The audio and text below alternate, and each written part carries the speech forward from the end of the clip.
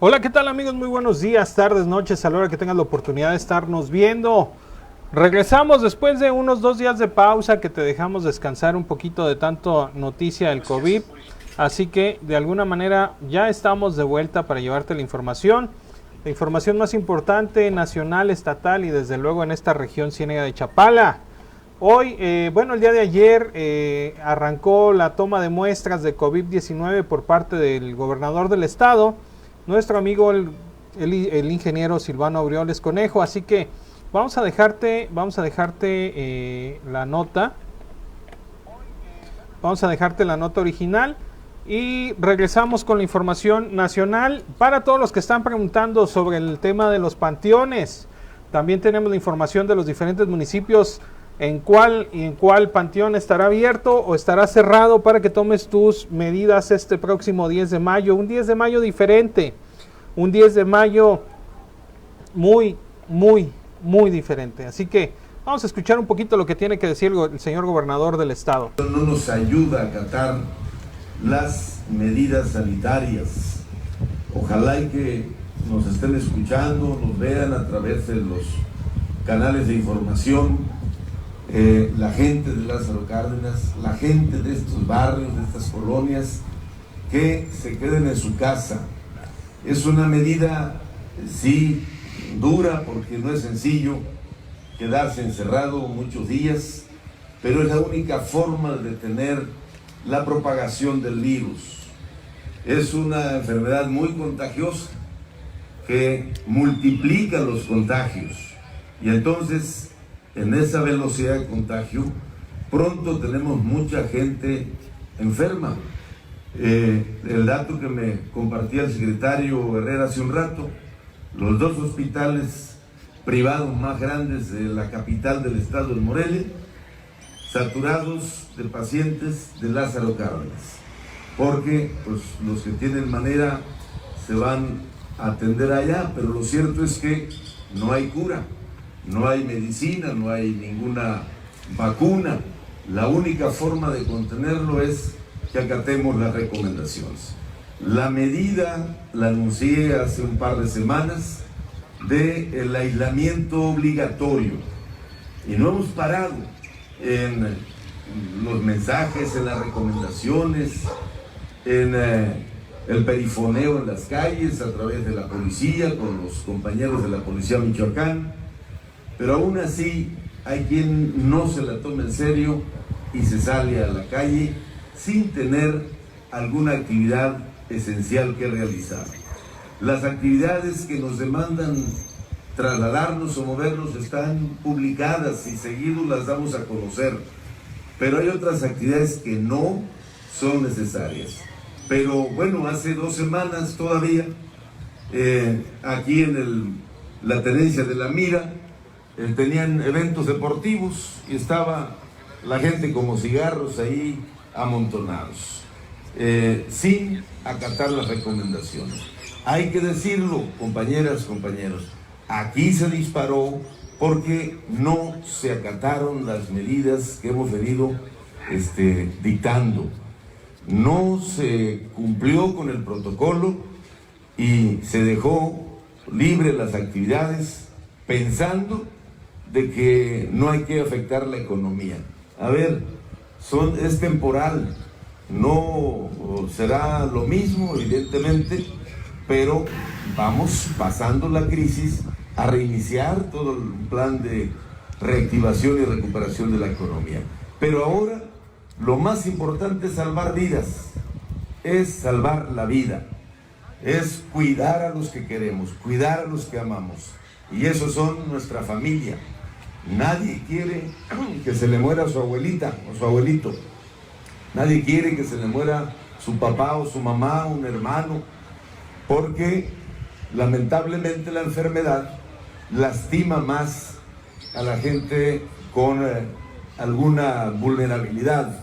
Un adulto mayor que además tenga algún problema de diabetes, que sea hipertenso o que esté con sobrepeso, que son las variables más riesgosas asociadas con esta circunstancia. Tú, niño, tienes que bajar esa panza.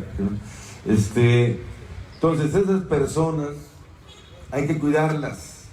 Y la información que 8 de mayo los de compañeros 2020, de salud estamos en el Palacio Nacional, en la Ciudad de México, y vamos a empezar la conferencia de prensa diaria sobre la situación. Bien, vamos a empezar con de la pandemia conferencia, de COVID, la enfermedad causada por el nuevo coronavirus. Con la conferencia de SARS-CoV-2. prensa Hoy nos vamos a enfocar en dos nacional. elementos. El primero, el informe Regresamos técnico con diario. información estatal Y el en segundo, un momento. Así tenemos que el privilegio de tener a vamos a nuestra muy escuchar querida lo que jefa de dice el gobierno doctor de la Ciudad de Hugo López México, la Gatell. doctora Claudia Sheinbaum Pardo, quien comentará junto con nosotros sobre la mortalidad asociada con COVID, los registros, la vigilancia epidemiológica, la dictaminación y varios aspectos técnicos que consideramos útiles, habida cuenta que existen algunas inquietudes en algunos segmentos de la población al respecto.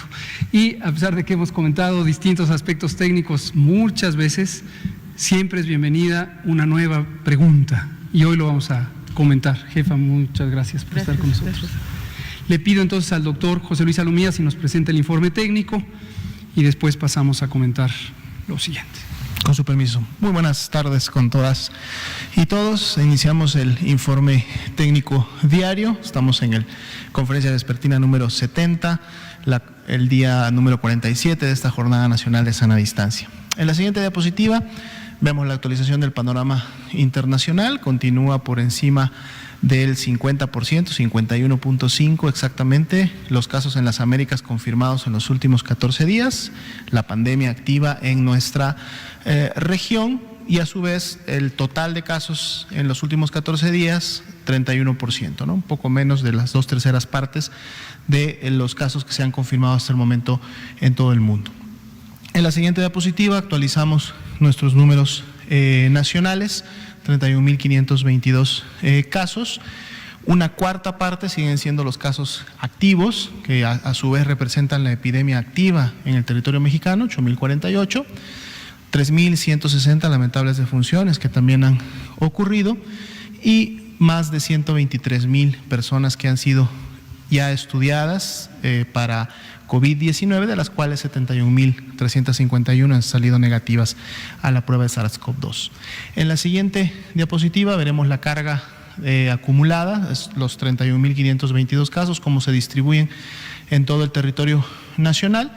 Y pueden ustedes notar en base a la escala de colores, que representa a su vez escalas o rangos de casos confirmados acumulados, pues cómo en su momento el país y cada entidad federativa se va pintando en relación a esta carga de enfermedad, de casos confirmados.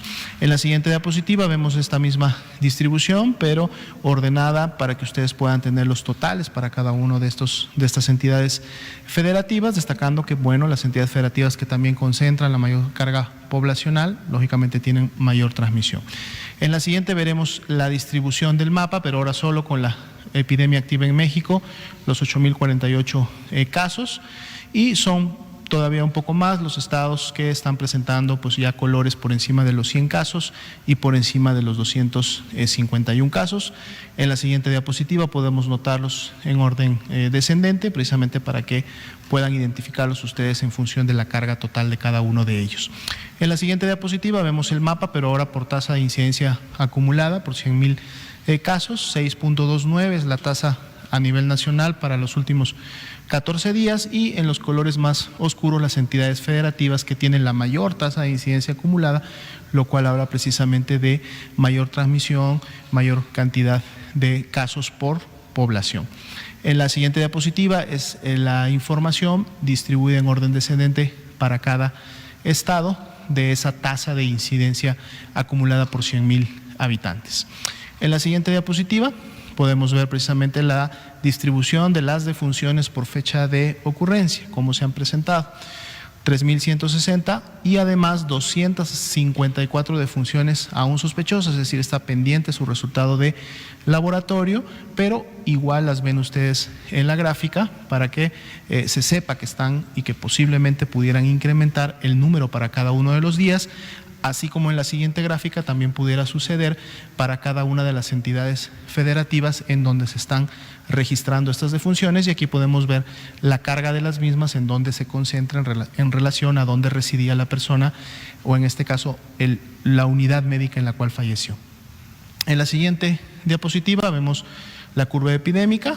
Hemos estado diciendo en los últimos días esta tendencia ascendente, cuando vemos tanto casos aún sospechosos como confirmados, cómo se están presentando, y pues bueno, esto es una tendencia que esperamos continúe, dado que integra la carga total del nivel nacional. En la siguiente diapositiva veremos la carga acumulada, sí ya confirmada, de casos para todo el país. Sería la siguiente diapositiva. 6.4% fue el incremento de ayer para hoy, con estos 1.906 casos. En las barras inferiores de color naranja podemos ver precisamente que en los últimos 3 días hemos tenido la mayor carga de casos confirmados para un día de 24 horas. En la siguiente diapositiva revisamos rápidamente la ocupación y disponibilidad. Continuamos con un 96% de notificación de esos 685 hospitales que pueden notificar. La ocupación de camas generales para pacientes que presentan algún signo de gravedad pero que no están críticos se incrementó en 1% a nivel nacional. Ayer era 33, hoy día es 34. Eso representa 6.885 camas de este tipo ocupadas, que en la siguiente diapositiva podemos ver cuál es su distribución a nivel nacional en relación a cada una de las entidades federativas. Continúa en la Ciudad de México, Baja California, el Estado de México, Quintana Roo por encima del 42%, inclusive con un incremento de esta ocupación en la Ciudad de México de un 4% en relación al día de ayer. Y en la siguiente diapositiva vemos la disponibilidad de camas con ventilador, que son las que se requieren para poder atender a los pacientes más críticos con las mayores complicaciones, que ya tienen falla respiratoria y por lo tanto necesitan de un ventilador mecánico. 25% es la ocupación nacional, y pueden ustedes también ver cómo está la ocupación por cada una de las entidades federativas. Sería la actualización para esta noche. Muchas gracias, doctora Lomía. Le damos la palabra a nuestra jefa de gobierno. Tenemos por ahí una presentación. Gracias. Este es lo que hemos venido trabajando desde la Ciudad de México en coordinación con el Estado de México, porque hemos estado analizando permanentemente la zona metropolitana del Valle de México. Como ustedes saben, la zona metropolitana tiene 22 millones de habitantes, es una de las zonas más pobladas del planeta, y es difícil analizar de manera aislada la Ciudad de México de todos los municipios que la rodean, 59 municipios en el caso del Estado de México, porque finalmente hay un continuo urbano en todas partes, y eso nos obliga pues a tener realmente una coordinación permanente con el gobierno del Estado de México y evidentemente con el gobierno de México a través de la Secretaría de Salud. Entonces, nosotros evaluamos permanentemente el número de pacientes intubados y no intubados, tanto por la red negativa que tiene la Secretaría de Salud, como por la información que recibimos de manera coordinada del Instituto Mexicano del Seguro Social, del ISSSTE, de los hospitales de la Secretaría de Salud, del Gobierno de la Ciudad de México, del Gobierno del Estado de México. Para el día de ayer a las 7 de la noche, apenas estamos recibiendo la información de hoy, teníamos 2.525 personas no intubadas, hospitalizadas en la Ciudad de México, y 899 intubadas. Y en el caso, adelante, la que sigue. En el caso de la zona metropolitana del Valle de México son 3.372 y 1.034 pacientes intubados en la ciudad. Y todos los días estamos revisando esto, adelante. La siguiente. Con un modelo epidemiológico que hemos estado trabajando con el CONACYT y con la Secretaría de Salud. Son distintos modelos de distintos grupos de investigación que estamos comparando permanentemente, y aquí ustedes pueden ver el amarillo es lo que consideramos que puede ser el escenario que se parece más a lo que hemos venido observando de personas que están hospitalizadas. El azul son los datos reales y el amarillo es las semanas, la que sigue. Y estas son personas intubadas, que como ustedes pueden ver en los últimos días hemos tenido un crecimiento menor del que veníamos teniendo en las últimas semanas. No podemos todavía ser concluyentes y esto significa que ya estamos aplanando la curva en el sentido de que esto ya se refleja, pero si es un dato real, que estamos reflejando, y si esto es consistente para los próximos días, entonces ya podríamos tener una estadística en el sentido de que realmente comienza a disminuir el número de intubados en la zona metropolitana del Valle de México. Adelante. Estos que pocas veces se habla de esto y es muy importante, hay 2.214 personas que se han recuperado de los hospitales. No estamos hablando de las personas que han tenido que llevar la enfermedad en su casa, sino personas que han salido de hospitalizaciones. Y esto es muy buena noticia también, porque dentro de estas trágicas familiares que han fallecido, o familiares que se encuentran hospitalizados, también hay muchas personas que se están recuperando en hospitales, y esto es importante, y en la Ciudad de México son 2.214. Adelante. Estos son los datos observados, que pueden ver una pequeña reducción que se refleja en las hospitalizaciones de los últimos días. Adelante, para no llevarme mucho tiempo. La que sigue es más o menos lo mismo. Y la última es el caso de las defunciones, de las lamentables defunciones por esta enfermedad en la Ciudad de México. ¿Qué es lo que hacemos nosotros? Igual que hacen todos los estados de la República. Nosotros informamos a la Secretaría de Salud del Gobierno de México, particularmente el área de epidemiología, las personas que han fallecido que tienen prueba de COVID, que están establecidas a través de una serie de lineamientos que establece la Secretaría de Salud del Gobierno de México con la Organización Mundial de la Salud. Hay otros fallecimientos también, pero hay un comité técnico de especialistas científicos que determina si estos fallecimientos tienen que ver con COVID-19 o no tienen que ver con COVID-19. Y estas los días al Gobierno de México, igual que hacen los demás estados de la República. Entonces, hasta ahora confirmados por COVID en la ciudad hay este número. Hay más defunciones, pero estas tienen que ser determinadas por un comité técnico para saber si en efecto están asociadas a COVID o no. La idea es siempre transparentar la información. Ese es el objetivo tanto del gobierno de la ciudad como del gobierno federal, del gobierno de México. Siempre vamos a ser transparentes, pero al mismo tiempo cuidadosos en la información que se da para que no generemos información que no ha sido determinada científicamente como tiene que plantearse hacia la opinión. Está disponible en la página del gobierno de la ciudad, en una página que llamamos COVID-19 Ciudad de México. Ustedes la pueden estar consultando todos los días y es la información que también damos en las conferencias de prensa diarias que damos en la jefatura de gobierno. Muchas gracias. Muchas gracias, doctora Sheinbaum, jefa de gobierno de la Ciudad de México. Para terminar este segmento, quisiera comentar con ustedes un poco de la metodología, me voy a permitir pararme, de la metodología de la vigilancia epidemiológica de las defunciones y la vigilancia epidemiológica de las enfermedades respiratorias. De manera panorámica, para que ubiquemos de qué estamos hablando, ya hemos dicho que la vigilancia epidemiológica es el proceso por el cual distintas partes de la sociedad, más comúnmente los gobiernos, tanto nacionales como subnacionales, como incluso locales, en todo el mundo o en la mayoría de los países del mundo, reconocen o identifican, todavía no, para que nos centremos en esta explicación general, identifican los fenómenos de enfermedad y de salud y sus determinantes en la población.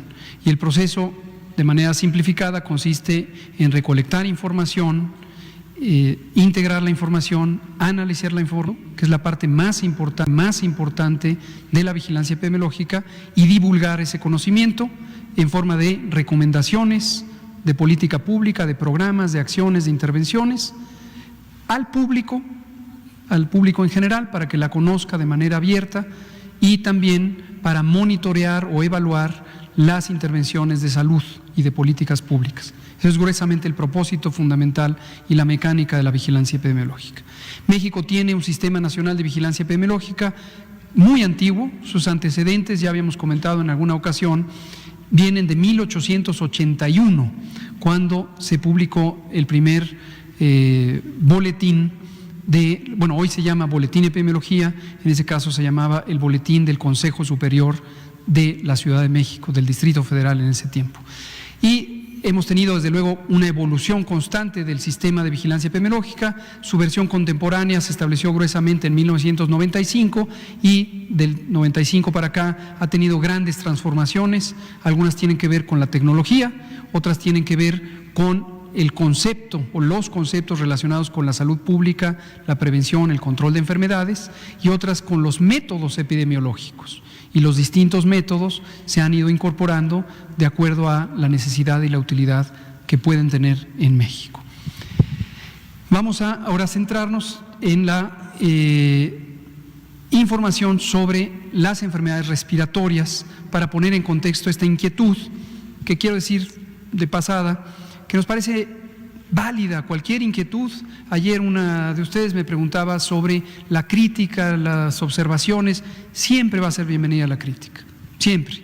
Qué bueno que haya inquietud. Hoy comentaba también con algunos colegas y en una entrevista, la información técnica de una materia, en este caso salud, no siempre se ha puesto a diálogo público. Generalmente era una materia reservada y se daban solo capsulitas o información ya digerida. Qué bueno que aquí todo el mundo se involucre a opinar y a decir, y que si el método y que si las unidades centinela, qué bueno, eso es enriquecedor para el país. Lo mismo que tener los datos públicos. Por primera vez en la historia de México, los datos de la vigilancia epidemiológica en medio de una epidemia son datos públicos abiertos que cualquier persona puede utilizar, interpretar, analizar. Bueno, esta gráfica lo que muestra es las defunciones por neumonía e influenza por año. Y hemos seleccionado para ilustrar del año 2000 al año 2019. Tomen en cuenta esta letra R que está aquí, que quiere decir en revisión. Las estadísticas y los datos de vigilancia epidemiológica suelen quedar en un proceso de revisión por la autoridad nacional, que es autónoma, sobre estadísticas y que se llama el Instituto de Estadística y Geografía, que es la autoridad oficial para las estadísticas vitales, que incluyen desde luego la mortalidad. Entonces quedan en revisión, en clasificación y en codificación por el INEGI, y cuando el INEGI decide ya las publica, y suele haber algunos pequeños cambios para arriba o para abajo en esa estadística. Vean ustedes. La fuente es la Dirección General de Información en Salud y es el Sistema Nacional de Información en Salud, que es un sistema distinto del Sistema Nacional de Vigilancia Epidemiológica, pero comparten varios puentes de información. 12.127, 11.222, etcétera, etcétera, etcétera. En el año más reciente, que está en revisión, 30.575. En el previo, que no está en revisión, 27.112. Ese es el tamaño de los números de las neumonías no especificadas. Y vean ustedes, lo segundo que quiero poner a su consideración es que las neumonías, neumonía es una inflamación de los pulmones generalmente de carácter infeccioso, que puede ser letal. El enorme conjunto desde siempre, por lo menos este segmento de años, son las no especificadas.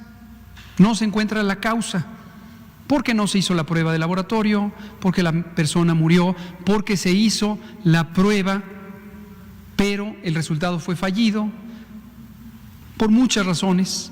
La enorme mayoría, este es de todos, todo lo que está registrado en neumonías en el Sistema Nacional de Información en Salud desde estos años. Y hay dos causas específicas, una es influenza. Noten ustedes, por razones obvias que ahorita voy a enfatizar, que a partir de 2009, cuando fue la pandemia de influenza, 2009-10, empezó a cobrar notoriedad la influenza como una causa específica que se diagnostica. Y antes no se diagnosticaba prácticamente.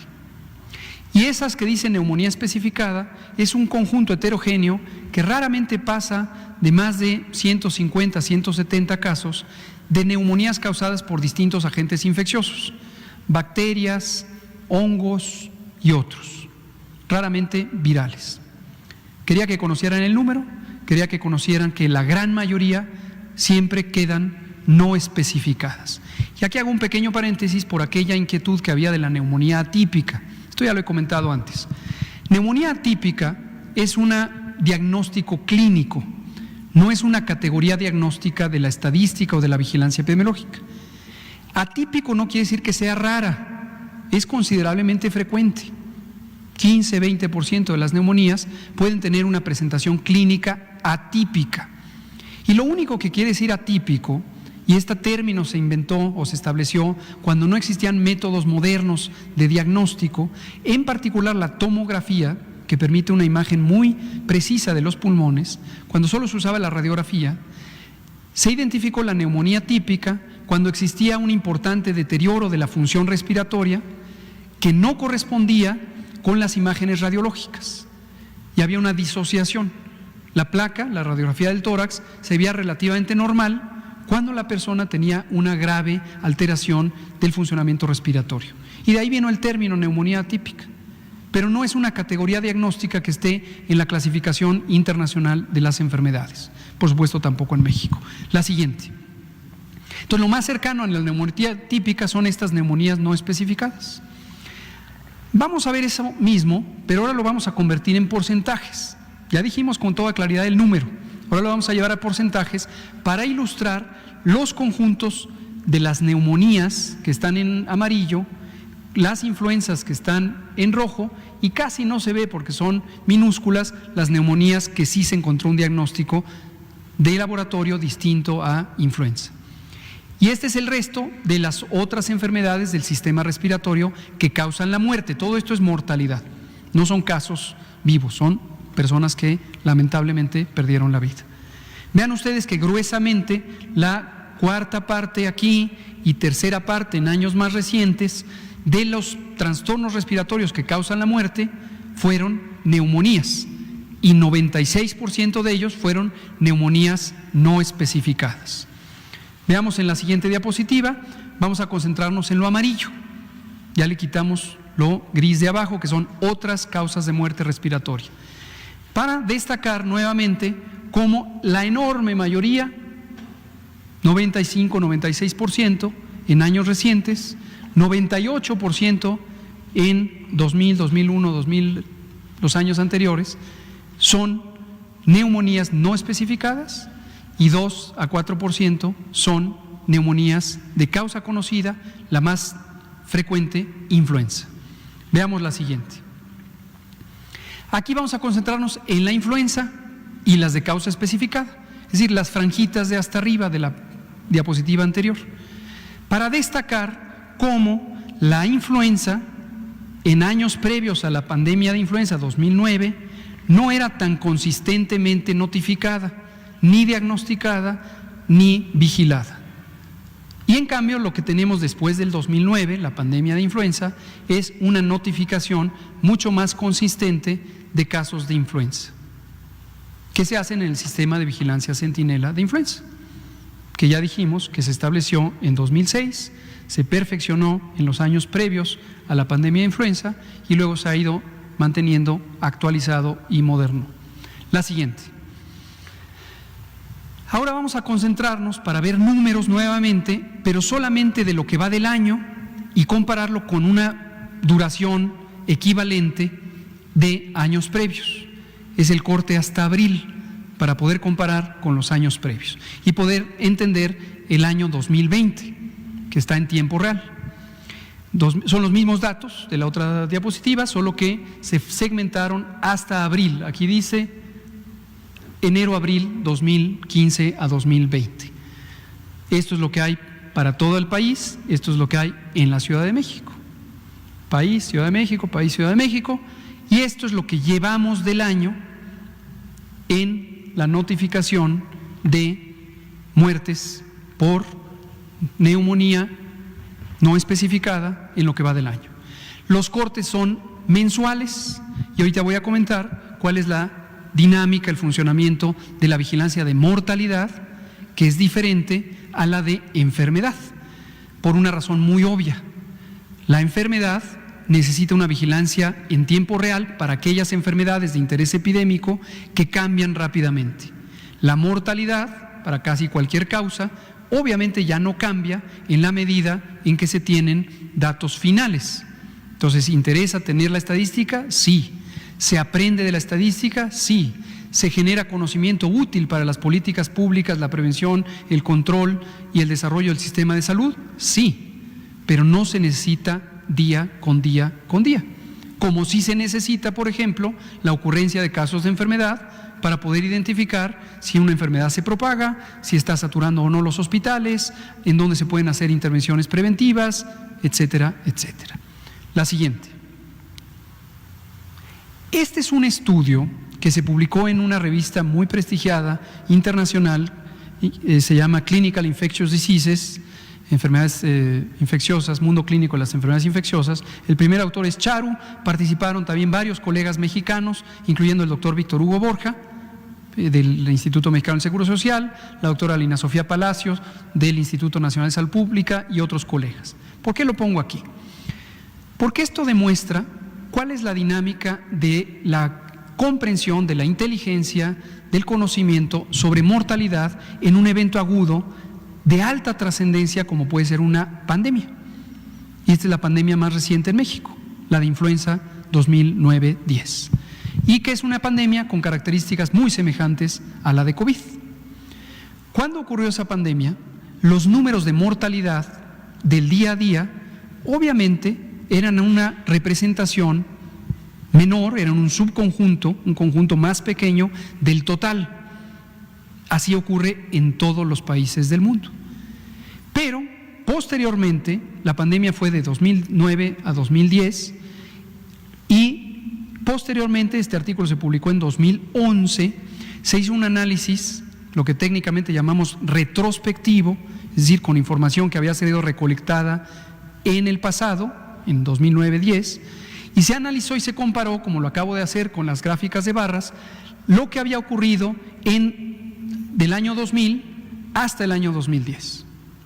Y básicamente lo que podemos mostrar aquí es en 3 categorías de edad. Estos son menores de 5 años, estos son personas de 5 a 59 años de edad y estos son mayores de 60, cómo va cambiando en el tiempo la ocurrencia de muertes.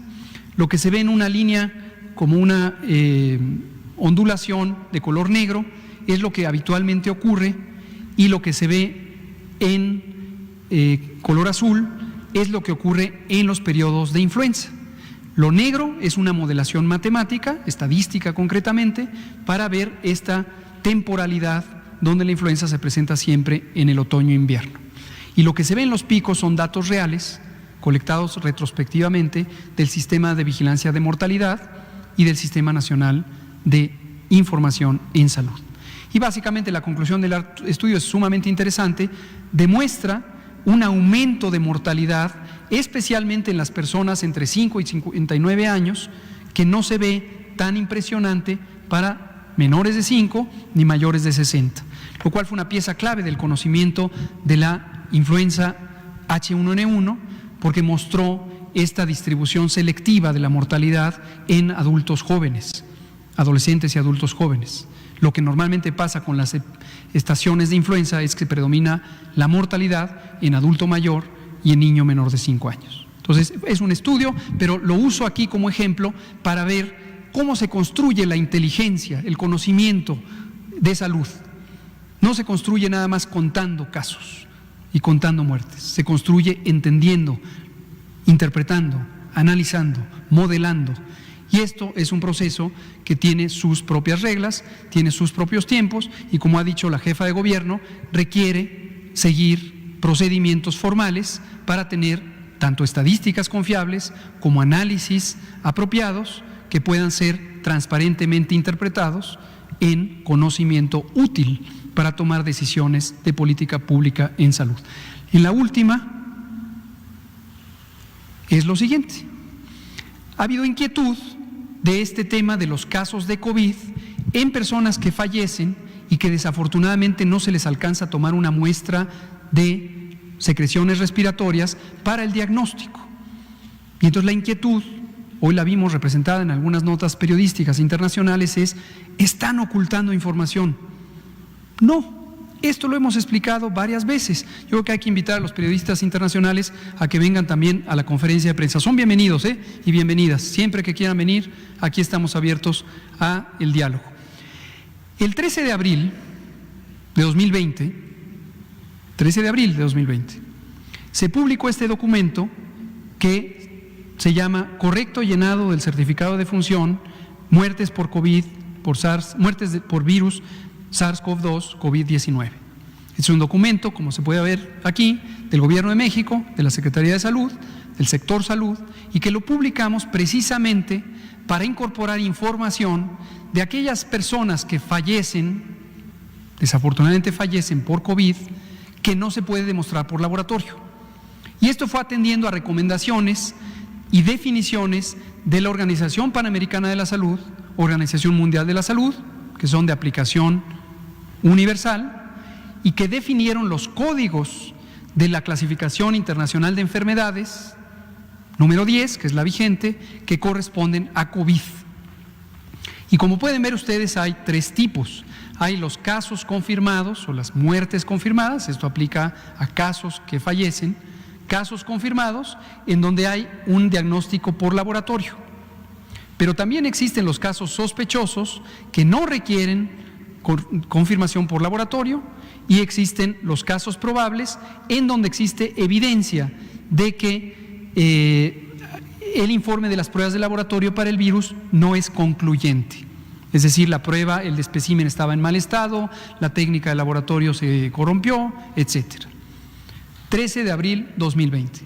Y desde entonces se están llenando los certificados de defunción en virtud de este lineamiento, incluyendo la categoría muerte por COVID basada en estas definiciones. Y en su momento, como señaló la jefa de gobierno esta tarde o esta mañana, y lo acaba de decir, y es el procedimiento universal para todo el país, se hacen dictaminaciones por comités técnicos especializados. Unos están en los estados y son el Comité Estatal para la Vigilancia Epidemiológica, CEBE, y otro es el único nacional que se llama Comité Nacional para la Vigilancia Epidemiológica, CONAVE, cuyo secretario técnico es el doctor Alomía. La siguiente. Esta última es para familiarizarles con que la vigilancia no es una sola base de datos, una sola plataforma, un solo sistema. Son múltiples sistemas que todos en conjunto construyen la información necesaria para una apreciación panorámica, comprensiva, integral de un fenómeno de salud como puede ser la pandemia de COVID. Concretamente tenemos dos sistemas: el CISVER, Sistema de Vigilancia de Enfermedad Respiratoria, que hemos comentado aquí varias veces, ayer lo volvió a presentar el doctor Alomía, y uno con el que quizá no estaban tan familiarizados, que es el REDVE, que es la red de funciones sujetas a vigilancia epidemiológica. Y esto son dos sistemas que producen información complementaria que viene de notificaciones que hacen nuevamente las unidades médicas y las jurisdicciones sanitarias, concretamente el REDVE, quien está obligado a notificar son las jurisdicciones sanitarias, y tenemos documentos que amparan, prueban lo que se pone en esa información. Entonces, los dos documentos de interés son el certificado de defunción y un documento anexo al certificado de defunción. El certificado tiene varios anexos donde se ponen detalles, y entre esos detalles el anexo 8 es el documento de rectificación o ratificación de la causa de muerte. Y hay un grupo especializado de personas que se conocen como precisamente quienes clasifican y codifican, se les llama codificadores de las causas de enfermedad, y utilizan la Clasificación Internacional de Enfermedades. Por cierto que México, en su Dirección General de Información en Salud de la Secretaría de Salud, tiene el centro colaborador de la Organización Mundial de la Salud para la Clasificación Internacional de Enfermedades. Entonces, lo que vemos aquí es la temporalidad del flujo de información. en los dos sistemas que no necesariamente coinciden en tiempo y no tienen por qué coincidir y no pasa absolutamente nada, porque al final, por los ciclos de notificación, llegan a coincidir y se recupera por dos vías diferentes el anexo 8 y el certificado. Esto se hace electrónico, se digitaliza y se pone a disposición para que sea analizado directamente el certificado. En algunos casos tenemos solo certificado, pero no tenemos todavía el anexo 8. En unos pocos casos tenemos solo el anexo 8 y en algunos casos todavía no tenemos ningún documento probatorio. Y el conjunto de las muertes registradas aquí es que si ustedes lo suman es un poco mayor, por cerca de 360 muertes, a lo que informamos todos los días. ¿Por qué razón? Porque están en espera del proceso de certificación o de revisión de la certificación y de clasificación por dictamen, que es lo que hemos explicado varias veces. Entonces no se preocupen, si quedaran inquietudes, siempre y con mucho gusto lo volvemos a explicar. Muy bien, vamos a dar espacio a preguntas y respuestas si son tan amables. Ahora sí, Bianca, y usted que ayer quedó pendiente. Muchas gracias, buenas noches a todos. Bianca Aguirre de Notimex TV. Preguntarle, doctor, ya hace 2 días platicaba de esta situación que pues no es nada grata. La administración anterior heredó, ya lo decía usted, 307 hospitales. ¿Qué opinión le merece? Ya que obviamente si estos hospitales no hubiesen sido abandonados o incluso no hubieran quedado a medias, pues ahorita no estuvieran realizándose estos hospitales provisionales. Eso por un lado. Y a la jefa de gobierno, preguntarle, bueno, ¿se implementarán otras acciones en la central de abasto? Y es que, bueno, pues ya lo sabemos, están cerrando muchísimos locales, hay contagios, ¿van a implementar otras medidas ahí? Gracias. Bueno, yo digo de manera breve nada más lo que creo que a toda la ciudadanía de México le resulta bastante claro. La salud no es un privilegio, no es una mercancía, la salud es un derecho, está consagrado en la Constitución en el artículo 4 desde 1984 y para que sea un derecho real, que se cumpla, que se garantice, lo que se requiere es una acción de gobierno que consistentemente garantice personal, infraestructura, sistemas de información, insumos para la salud, procesos, rectoría, que son los componentes fundamentales de un sistema de salud. Si tuviéramos ese tipo de sistema con una cobertura universal y que fuera de acceso gratuito, como lo es en innumerables países en el mundo, particularmente en la región europea, pues la salud de México seguramente sería mucho más afortunada. Esa es mi opinión. Sí, sobre la central de abasto, como ustedes saben, es la central que provee de abasto a todo el centro del país, no solamente a la Ciudad de México. Ahí en condiciones normales ingresan 500,000 personas diarias y trabajan 90,000 personas. Al principio fue difícil generar condiciones de sana distancia, en primer lugar porque no se puede cerrar, porque se cerraría el abasto, y en segundo lugar, pues por la condición en la que la propia central de abasto opera. Cuando nos dimos cuenta que había una serie de contagios, se tomaron una serie de medidas. Hoy se limita la entrada solamente a 2 personas por vehículo.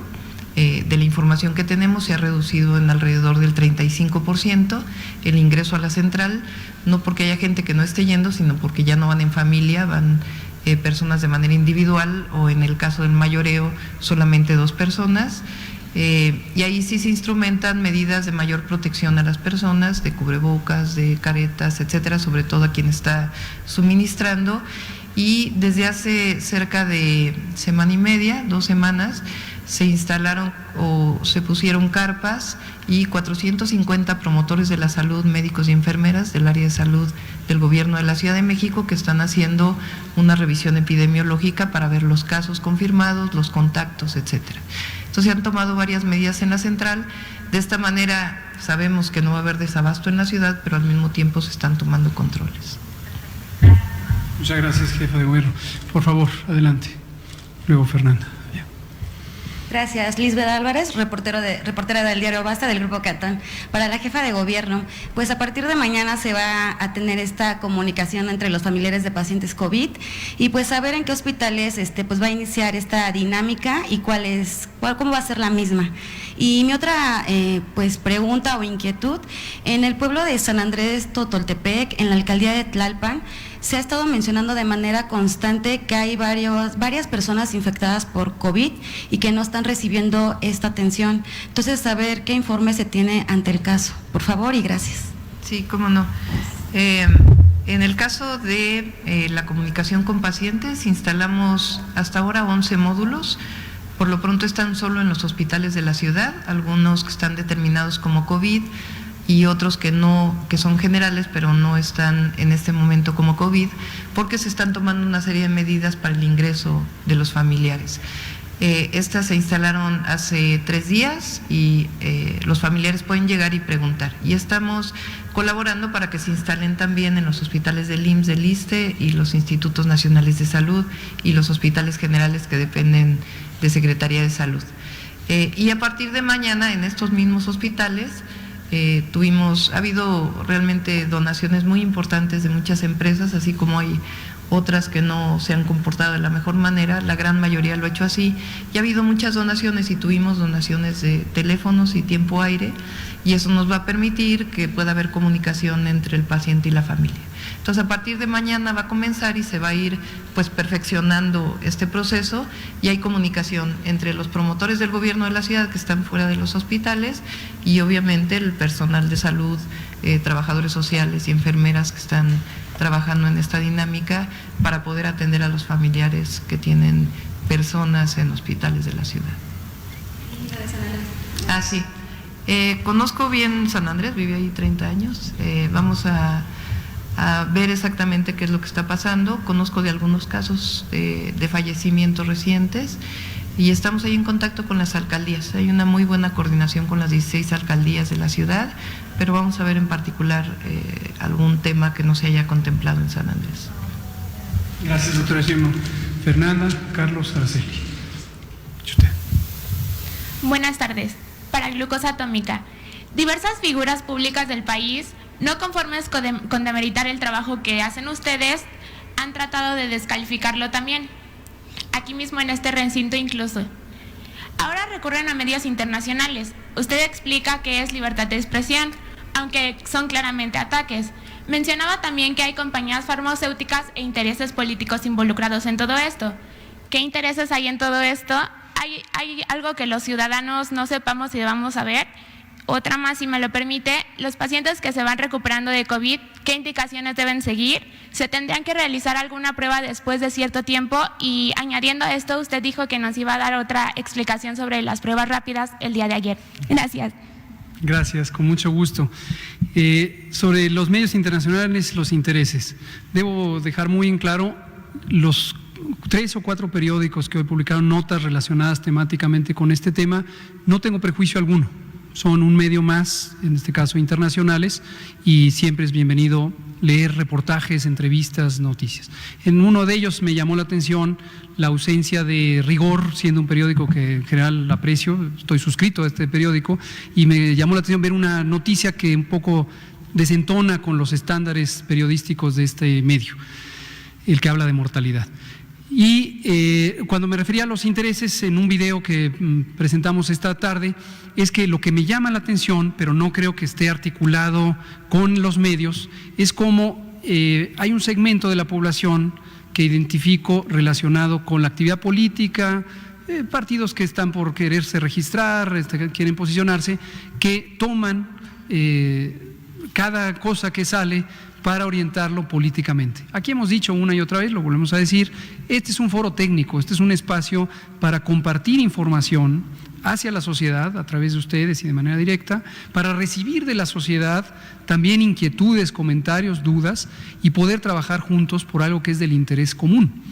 Lo dijimos desde el inicio, lo dijo el presidente, lo dijimos todos sus colaboradores, es muy importante que una epidemia se maneje técnicamente, científicamente, para que los vaivenes políticos que irremediablemente existen en cualquier sociedad no perturben la claridad de los mensajes que se transmiten y que están basados en técnica, en ciencia, en las mejores recomendaciones internacionales. Entonces, esa fue lo que me llamó la atención ver ahí.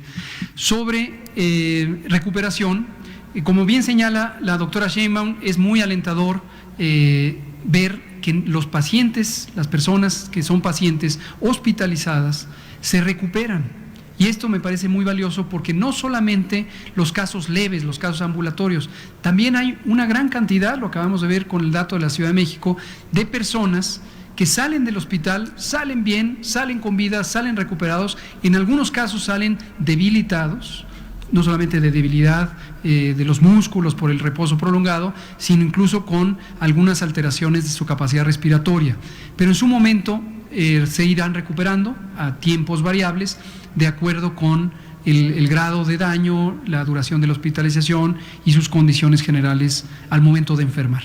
Ahora, respecto a la potencial importancia epidemiológica, hay que precisar, después de 14 días, aún los casos graves, ya prácticamente es muy raro que mantengan el virus activo en la vía respiratoria y ya no son personas que contagian. Y luego que voy a dejar pendiente lo de las pruebas para poderlo explicar con mayor amplitud. Carlos Araceli. Bien, pues bueno, esta es parte de la información que aún así se sigue llevando allá en la Ciudad de México. Vamos a regresar porque hay mucha información acá en nuestra región, así que vamos a regresar con lo que viene siendo el mensaje, ya que pues como lo hemos venido informando a través de este medio de comunicación, pues Lázaro Cárdenas es el principal foco de contagio de esta pandemia. Allá en Lázaro Cárdenas ha pegado muy duro. Y bueno, vamos a escuchar el mensaje todavía, la continuación del mensaje Silvano Aureoles. Vamos a regresarle un poquito para que alcance a escuchar que con estas unidades móviles van a hacer las pruebas de COVID allá en la ciudad de Lázaro Cárdenas. Regresamos porque tenemos también información de Zamora, Michoacán, donde el día de ayer, ya te lo documentábamos también, aumentaron el número de casos. Así que vamos con nuestro amigo el ingeniero Silvano Aureoles Conejo, gobernador del Estado Constitucional de Michoacán. Porque no se acataron las medidas que hemos venido dictando. No se cumplió con el protocolo y se dejó libre las actividades pensando de que no hay que afectar la economía. A ver, es temporal, no será lo mismo, evidentemente, pero vamos pasando la crisis a reiniciar todo el plan de reactivación y recuperación de la economía. Pero ahora lo más importante es salvar vidas, es salvar la vida, es cuidar a los que queremos, cuidar a los que amamos, y esos son nuestra familia. Nadie quiere que se le muera su abuelita o su abuelito. Nadie quiere que se le muera su papá o su mamá, un hermano, porque lamentablemente la enfermedad lastima más a la gente con alguna vulnerabilidad. Un adulto mayor que además tenga algún problema de diabetes, que sea hipertenso o que esté con sobrepeso, que son las variables más riesgosas asociadas con esta circunstancia. Tú, niño, tienes que bajar esa panza. Entonces, esas personas hay que cuidarlas, y la información que nos dan nuestros compañeros de salud son muy precisos, porque muy precisa la información. Una buena parte de los que estén contagiados no va a presentar síntomas. Va a decir, no, pues yo no estoy enfermo, yo no tengo problema, estoy bien. Puede ser que estés sano, pero ¿qué tal si trae el virus y luego llega y saluda a su mamá, saluda a sus parientes y ya se transmitió el contagio? Por eso la necesidad de seguir insistiendo a la gente, a la población en general, que cumplamos las medidas, las recomendaciones de carácter sanitario. Pero en lo que todo esto se estabiliza, tomamos la decisión, como ya lo dijo la secretaria Diana, de traer los equipos móviles a Lázaro Cárdenas para hacer pruebas, y que eso nos ayude a identificar con mayor rapidez a los enfermos y poder tomar las decisiones correspondientes, entre ellas de plano confinarlos en sus casas, que se queden en su casa. Pusimos en marcha el plan alimentario para que a nadie le falte comida, cuando les pedimos que se queden en su casa, y la duda que salta de inmediato, y ¿qué voy a comer? Les estamos mandando la comida a su casa. Traemos trabajando la policía con el plan que hace el comité alimentario aquí en la región, para que le lleven la comida a su casa. Particularmente hay que identificar, Silvia, compañeros, a las personas mayores, adultos mayores, personas que tienen algún padecimiento, que estén enfermos, personas con discapacidad, personas, mamás solteras o mamás que están embarazadas, mujeres embarazadas, para que en ese orden les vayamos enviando su alimentación. El alimento para que no haya, digamos, razón para andar en la calle si no es necesario. No es tan fácil porque nos cambió la vida. Tenemos que aprender a vivir ahora con esta enfermedad, por lo menos mientras haya una vacuna o haya una medicina que nos permita tener mayores controles. Pero tampoco pensemos que en 2 semanas o en 1 mes o 2 meses ya se va a acabar el coronavirus. No, ese ya llegó para quedarse. Pero en algún momento habrá vacuna, habrá medicina y sabremos más de la enfermedad. Ahora no. Y lo que sí sabemos que es muy contagioso, y que un porcentaje importante de los que se contagian van a morir, y es lo que no queremos. En la medida que evitemos los contagios, vamos a evitar muertes de gente que queremos mucho. Cualquier cosa se recupera, todo se recupera, pero la vida no tiene precio, y esa es la que necesitamos ahora cuidar. Aquí vamos a instalar entonces estas unidades móviles para la toma de muestras. Venimos ahorita de Guacamayas, donde ya instalamos también otra unidad móvil, y creo que vamos a instalar otras 2 o 3 más en los puntos más críticos. Por cierto, decía, esta región, esta zona de la ciudad es donde más casos de contagio hay. Entonces, a extremar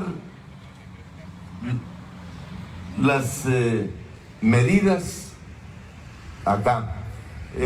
Van a ser 5 unidades móviles, y vamos a andar invitando a la gente que tenga algún síntoma que venga. La colonia Tinoco Rubí, el centro, que es aquí, ¿no? La Pérgola, y la colonia Gidal, el primer sector. Solo en estos lugares tenemos 133 positivos.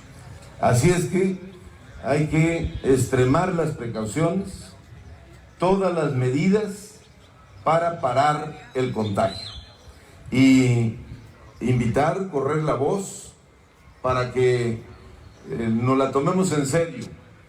Muchos dicen que no es cierto, que esa es una cosa del gobierno para tenerlo a uno más jodido, así dicen textualmente. Incluso algunos andan diciendo, se atreven a decir, que el gobierno puso el virus en el gel y que entonces no es cierto. O sea, una serie de historias que solo confunden a la población. Pero no hay que hacer caso a esos comentarios.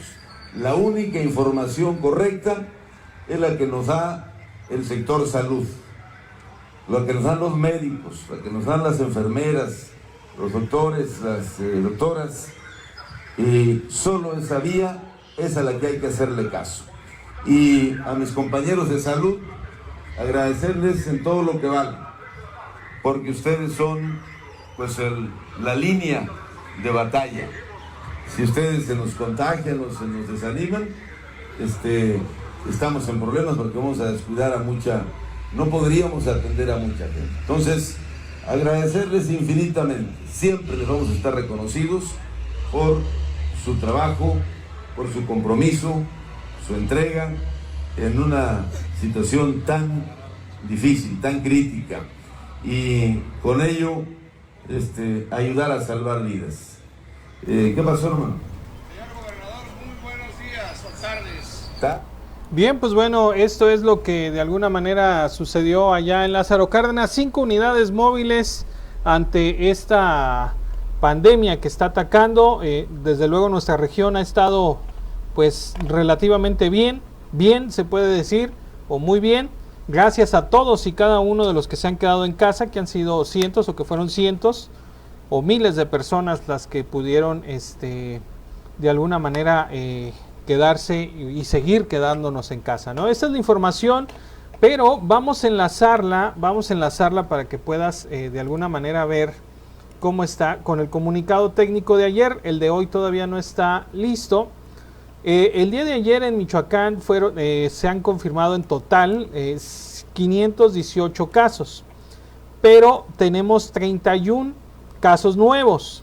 Esta información es ayer, la de hoy todavía no está disponible. Mira, esta es la página, porque siempre nos preguntan, oye, ¿de dónde sacas esta información? Aquí está, michoacán.gov.mx, categoría comunicados técnicos, bla, bla, bla. Así lo buscas en Google y aquí te encuentra el comunicado. Lo despliegas y aquí está, vamos a verlo, vamos a analizarlo. 518 casos confirmados, 11.7% de letalidad, ya ha bajado un poco. Andábamos en 15 o 16, esto gracias a que ya se ha estado informando más, pues la gente que empieza a presentar síntomas y ya va más rápido al centro de salud, ya va más rápido a atención médica. Alcanzaste a escuchar en el principio de este video que los hospitales de Morelia, los privados, ya están llenos, ya están en su máxima capacidad. Los respiradores en la ciudad de Morelia, en la capital, ya no hay respiradores, debido a que donde está la pandemia, que es Lázaro Cárdenas, pues bueno, se han ido o se han trasladado los que tienen los recursos hasta Morelia para precisamente recibir esta atención. Todavía hay 418 pacientes sospechosos, o sea que el número todavía puede seguir subiendo.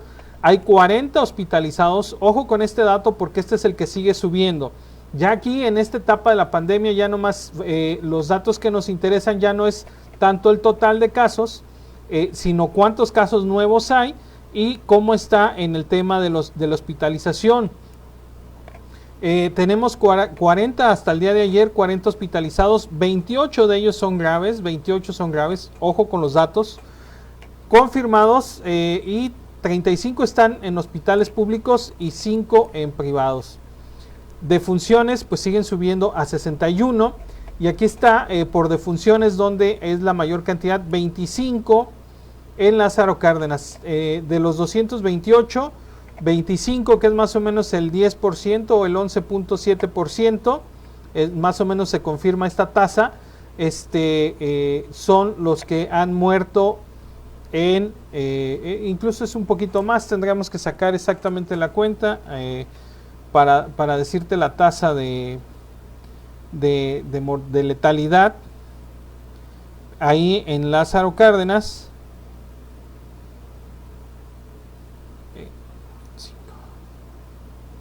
228, 9.12% la tasa de letalidad ahí en Lázaro Cárdenas. Así que, pues bueno, en el total del estado 11.7, 61 defunciones. Los nuevos casos, obviamente fueron al día de ayer, Lázaro Cárdenas, Morelia, Uruapan, Zitácuaro, Zamora. 3 de Zamora. Ojo con estos 3 de Zamora, porque esto te va a decir cómo nos podría impactar en la región. Si llegara a ver estos casos, ahorita te vamos a pasar, terminando esto, vamos a enlazarte con lo que está pasando en Zamora el día de hoy. Así que no te vayas, no le cambies, quédate con nosotros porque ya vamos a la información regional. Ok, Zamora 3 casos nuevos, Guandacareo 2, Hidalgo 1, Copándaro, Tlalpujagua, San Lucas, Tanuato es en nuestra región, un caso nuevo por allá en Tanuato, en esta región Ciénega de Chapala, que es muy amplia, Tanuato, por acá anda, que está más pegado a La Piedad. Aquí alcanza a ver un espacio, aquí está el mapa para que lo puedas ver un poquito más claro cómo está a nivel estado. Y en lo que es La Piedad, aquí está Tanuato con su primer caso, ¿ok? Defunciones por municipio, pues bueno, 25 Lázaro Cárdenas, 5 Morelia, 2 La Piedad y así sucesivamente. Aquí está el de Jiquilpan 1, Zaguayo 1. Sí, que esto aquí en la región, pues bueno, afortunadamente, lamentablemente fallecieron, pero no causaron mayor contagio. Los síntomas de los confirmados, de los 518 casos, 434 tenían tos, fiebre, cefalea, mialgias, se sentían mal en su estado general y solamente muy poquitos tuvieron diarrea, conjuntivitis, dolor abdominal, vómito y cianosis. Así que cianosis es que se ponen, digamos así como azules. Las comorbilidades ahora en Michoacán, ojo, esto es nada más en Michoacán, esto es de las pacientes que han muerto, cuáles tenían estas comorbilidades, que significa que otra enfermedad tenían asociada que les permitan que pudieron haber agravado o llevado a la muerte estos casos. La obesidad, 100 casos, hipertensión, 90. Diabetes 71, tabaquismo 35. Entonces, el principal problema en Michoacán de la comorbilidad de las personas que han fallecido, de estos 61 defunciones, la obesidad, la diabetes y la hipertensión, las principales causas de comorbilidad en Michoacán. ¿Ok? Así que, pues, pasando esta pandemia, yo creo que vamos a invitarnos a todos a activarnos físicamente. Podemos combatir la obesidad y a su vez, pues obviamente te va a ayudar a la hipertensión y prevenir la diabetes. Entonces, con estas tres, haciendo ejercicio, activándonos un poco todos, podremos pues ir de alguna manera enfrentando esta pandemia. Así que vamos a invitar a todos los ayuntamientos que vuelvan a activar esas clases de Zumba que en un momento fueron muy provechosas para por lo menos esta región. En Zaguayo yo recuerdo esas escuelas de Zumba. Pues hoy es tiempo de volverlas a activar, señor presidente, amigo Jesús Gómez Gómez, Roberto Mejía, Hugo Mejía. Pues es tiempo de volver a activar esas u otras actividades para pues reducir todos estos riesgos en un futuro. El grupo de edad, aquí importante el grupo de edad donde se están presentando las defunciones, ojo, defunciones de acuerdo al grupo de edad, si son mujeres o si son hombres, desde los 30 años, que fueron 5, hasta los 80 años. Desde los 30, bueno, desde aquí hubo un caso de un menor también que falleció, pero desde los 30 hasta los 80 años. Por institución, se reportaron en la Secretaría de Salubridad 33, en el IMSS 19, en el ISSSTE 5, en privada 2, la Secretaría de Marina 1 y en el IMSS Oportunidades 1. Defunciones por municipio ya se las había dicho, 25, 5 y pues así sucesivamente, ¿no? Ahora, esta información que tú estás viendo aquí, que te estaba mostrando, con estos nuevos casos, sobre todo Zamora, que estaban ya habían regresado a la actividad normal, como pues la mayor parte de los municipios se había permitido una cierta flexibilidad con el comercio, pero vamos a escuchar hoy de la página oficial de Zamora, del Ayuntamiento de Zamora, este mensaje. Pero antes, déjame mostrarte la gráfica que tenemos todos los días en exclusiva para ti, todos los días que hemos hecho en exclusiva, para que veas cómo va la gráfica en Michoacán, el acumulado, cómo no para, cómo sigue creciendo y todavía sigue sin parar esta gráfica que te hemos estado mostrando aquí en exclusiva, donde pues día con día sigue creciendo. Todavía no está el reporte de hoy, en cuanto lo tengamos, ves, está hasta el jueves, en cuanto lo tengamos, te lo estaremos mostrando o compartiendo un poquito más tarde. Vamos a la página oficial del Ayuntamiento de Zamora para que puedas escuchar el mensaje del presidente municipal. Martín Zamaguey, presidente municipal de Zamora. El gobierno de Zamora anuncia hoy, 8 de mayo, la decisión de continuar con las medidas que el gobierno federal y el gobierno del estado a través de la Secretaría de Salud nos ha marcado como lineamientos para la no propagación del COVID-19. El gobierno de Zamora había anunciado que a partir de mañana pudiera funcionar algunas actividades comerciales para reactivar la economía y ayudar a las gentes que así lo requieren y necesitan. Lamentablemente las condiciones han cambiado. 3 nuevos casos han surgido en Zamora del coronavirus. De 7 se nos han ido a 10 y aún no se pone en práctica el acuerdo asumido con diferentes sectores productivos. Ante la recomendación del gobierno federal, ante la instrucción de la Secretaría de Salud y ante la responsabilidad de este gobierno de cuidar a las familias zamoranas, continuaremos dando cumplimiento a las instrucciones de la sana distancia, de quédate en tu casa y de no aperturar las actividades no esenciales. Por tal motivo, hoy, 8 de mayo, anunciamos que el acuerdo que se tuvo el día de ayer, 7, queda sin efecto, porque las condiciones concreta y específicamente cambiaron. De tener 7 casos por muchísimos días de manera estable en Zamora, repentinamente 3 más familias se nos detonaron con este problema del COVID-19. Gracias, zamoranos. Muchas gracias, su servidor Pavel García Morales, jefe de la Jurisdicción Sanitaria 02. Le agradezco infinitamente al señor presidente y su colaboración para acatar las indicaciones que se han marcado desde el principio.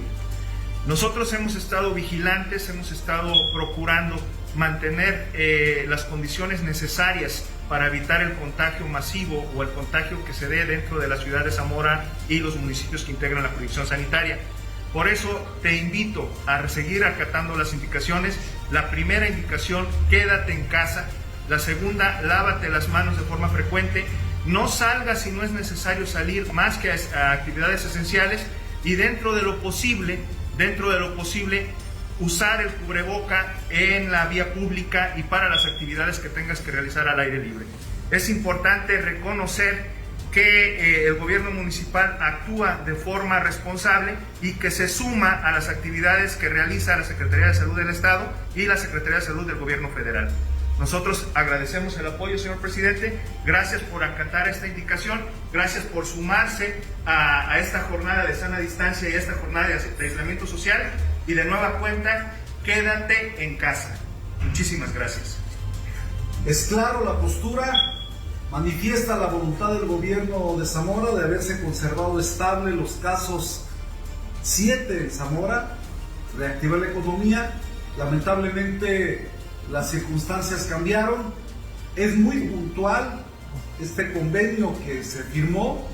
Mientras no se cambiara el número de contagiados, tendríamos esa posibilidad. Primero está la salud y está el cuidado de los zamoranos. Te agradecemos mucho. Gracias.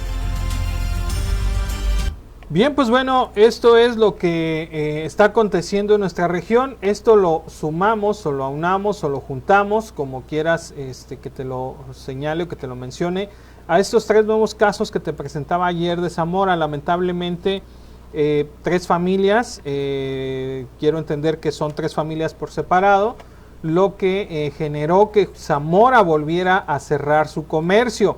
Esto es en lo que viene siendo de alguna manera Zamora, pero pues obviamente también pues queda en esta región. Zamora no está tan lejos, Zamora nos queda a muy corta distancia.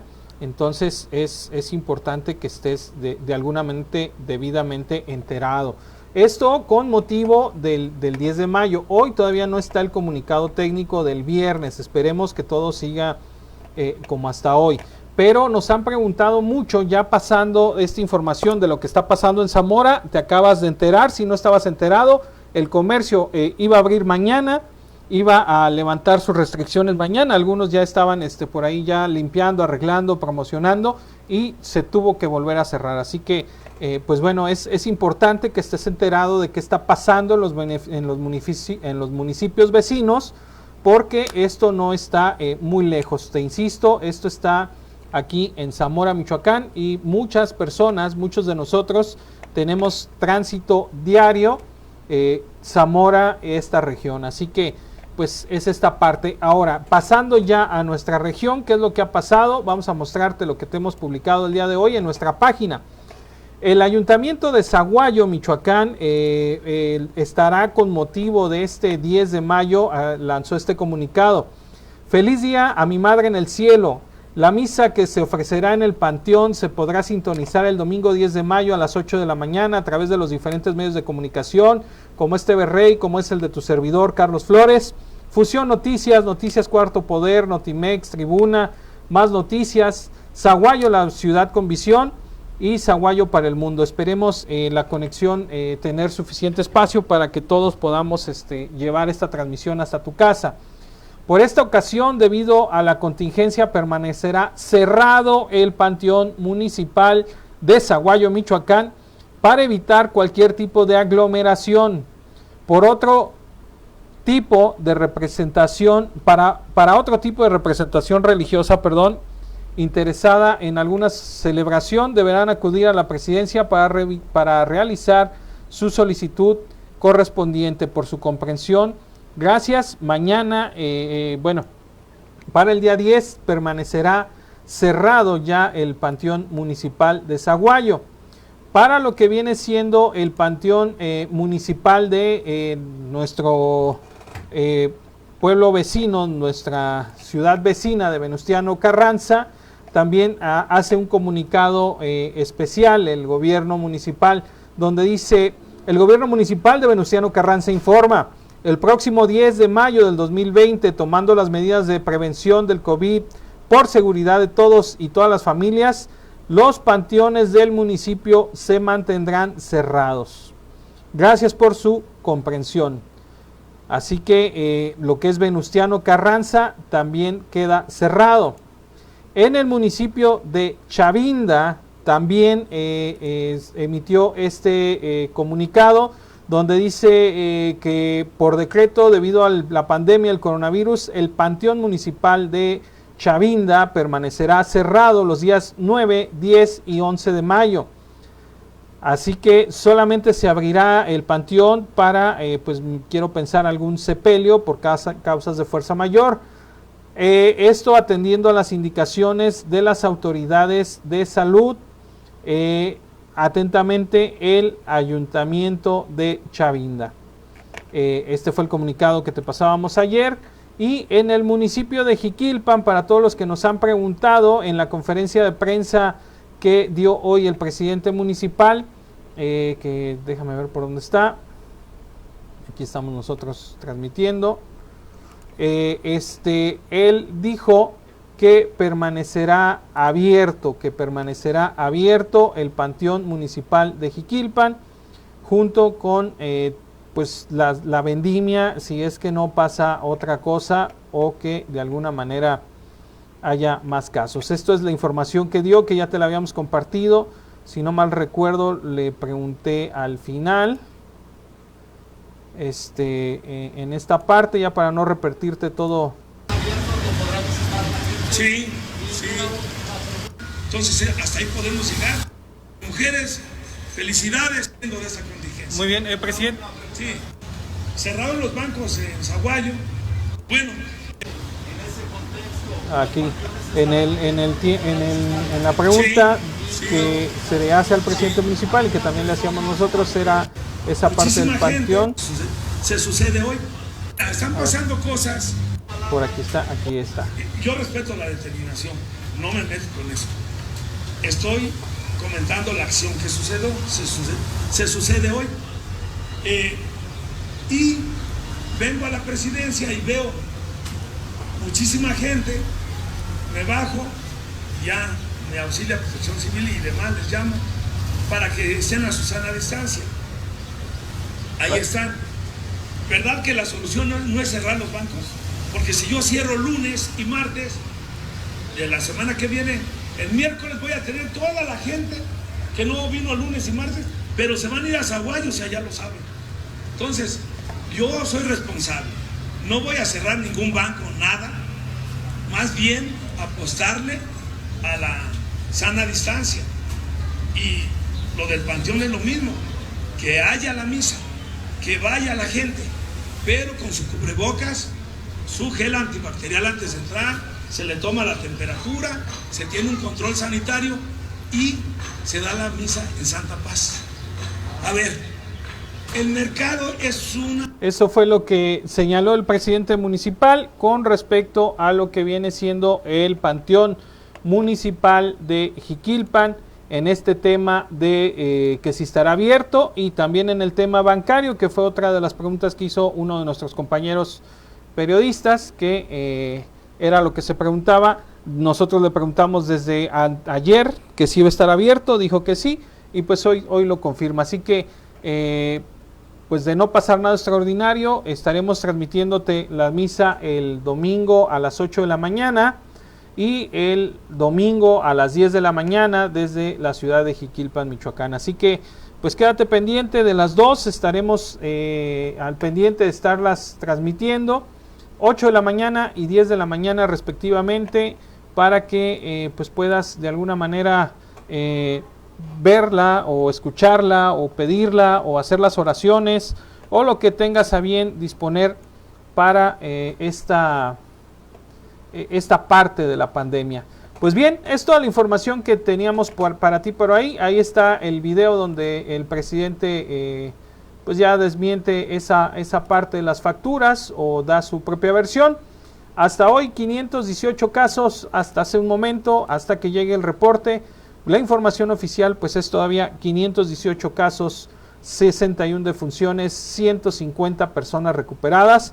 No todo es malas noticias, 150 personas se han recuperado, esto hasta el día de ayer, falta el corte hasta el día de hoy, donde en cuanto lo tengamos lo estaremos publicando para que tú estés enterado, estés informado, y nuestro objetivo es llevarte la información y que tú dispongas de ella, que tú estés con la información necesaria para que tú tomes las decisiones que consideres necesarias desde tu casa, desde tu hogar, desde la tranquilidad de tu casa.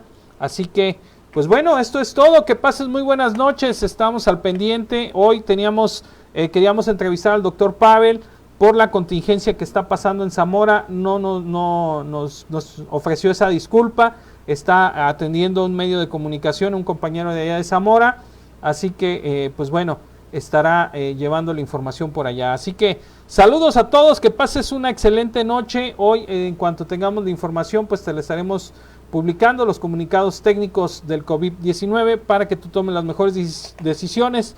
Hoy en especial, si mañana no podemos hacer algún enlace o algún programa, y si esta es la última transmisión hasta el día 10 de mayo, pues felicidades a todas las madres, para las que lo tienen vivo, para las que la tienen viva, pues de alguna manera muchas felicidades. Para los que ya no la tenemos, para los que ya se nos ha adelantado en el camino, pues estaremos en los dos panteones, Jiquilpan 10 de la mañana, Zaguayo 8 de la mañana, Zaguayo 8 de la mañana, Jiquilpan 10 de la mañana. Quédate al pendiente con nosotros, esperamos poderte llevar esta transmisión y la puedas estar disfrutando en la compañía de tu hogar. Ya estás enterado, soy Carlos Flores, transmitiendo en vivo desde Jiquilpan, Michoacán. Gracias por el favor de tu presencia, gracias por el favor de tu preferencia. Vámonos, hasta la próxima.